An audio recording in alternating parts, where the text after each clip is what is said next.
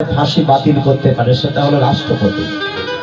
আর কারো কপালে যদি মৃত্যু লেখা থাকে একমাত্র ভগবান পারে তার মৃত্যু টলিয়ে দিতে। হ্যাঁ, পরশুদিন কীর্তন করছিলাম বাবা বড় কাছারি বাগড়াহাট। একজন বলে, দাদা তোমার কাছে কীর্তন শুনতে আসতে গিয়ে আর বলনি ওই পাশে খালেতে কাদায় পড়ে গেলাম। আমি বলি কপাল ভালো, কাদায় পড়েছ, আচ্ছা তারপরে কি হলো? বলে ওই তো কাদায় পড়লাম, কাদা মেখে এখানে এলাম। আমি বলি হরিনাম শুনতে হয়েছে ওই জন্য কাদায় পড়ে বেঁচে গেলে, এটা অন্যদিন হলে লরি চলে যেত ওপর। হ্যাঁ, কপালে হয়তো মৃত্যু ছিল, হরিনামের জন্য তোমার মৃত্যু টলে গেল, ও পায়ে কাঁটা লেগে একটু রক্ত বের হলো, কাজ তবু হয়ে গেল। জীবনে মানুষ হতে শেখো, জীবনে ভক্ত হতে শেখো, কারণ মালা তিলক মিলে জীবনে মঙ্গল।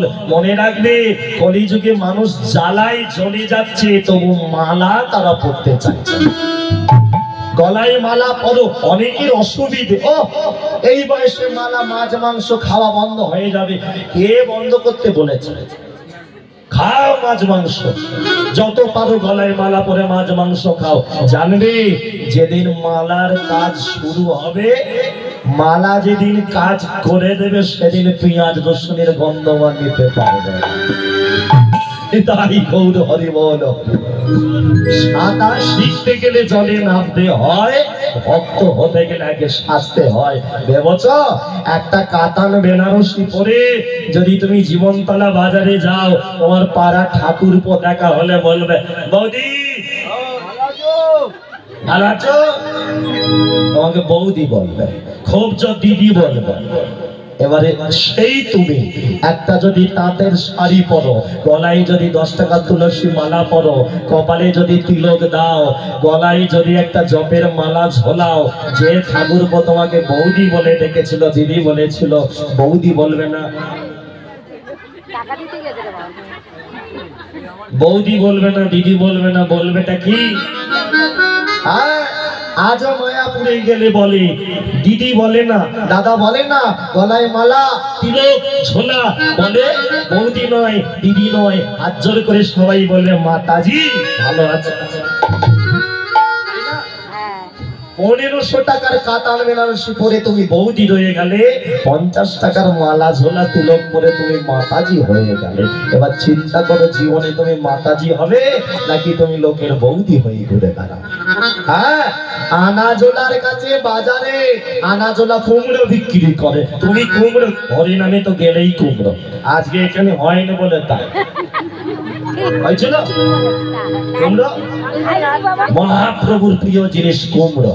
হ্যাঁ, আরো তো ভালো ভালো রান্না আছে, সুন্দর রান্না হয়েছে, যে রান্না করেছে তার চরণে শতকোটি প্রণাম। কি দিয়েছে তাহলে বোঝো। এখানে বাজারে কুমড়ো কিনতে গেলে আনাজোলার কাছে দেখবে দাড়ি পাল্লা থাকি, একদিকে দেখবে বাটকারা, একদিকে কুমড়ো ছাপায়। ভালো করে শোনো, এখন ওই কুমড়োটা ওজন করতে গিয়ে বাটকারার উপরে যদি একটা বাজারের মাছি ওই বাটকারার উপরে বসে, বলো তোমরা বাজার করতে গিয়ে কি বলবে? এই যে দাঁড়াও, বন্ধ করো মাপটা, আগে মাছিটা তারাও তারপর ওজন করো, বলবে না? কেন? কুমড়োর ওজনের কাছে মাছির ওজন কিচ্ছু যায় আসে না। এবার নিজের জায়গাটা পরিবর্তন করো।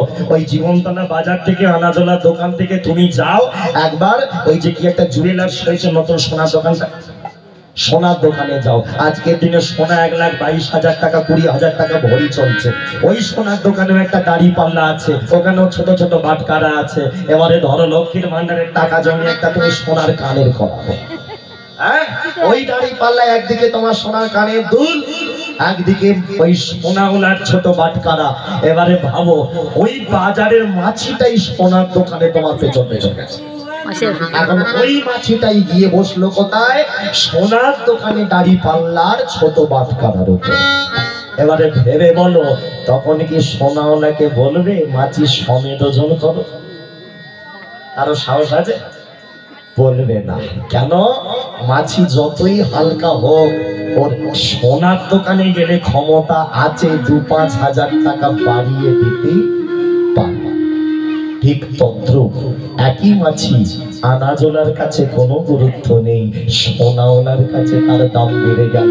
একই মানুষ মাছ মাংস খেয়ে ঘুরে বেড়ায়, তাকে কেউ প্রণামও করে না, তাকে কেউ সম্মানও দেয় না। একই মানুষ গলায় মালা তিলক করে যখন রাস্তা দিয়ে যায় সবাই প্রণাম ঠোকে।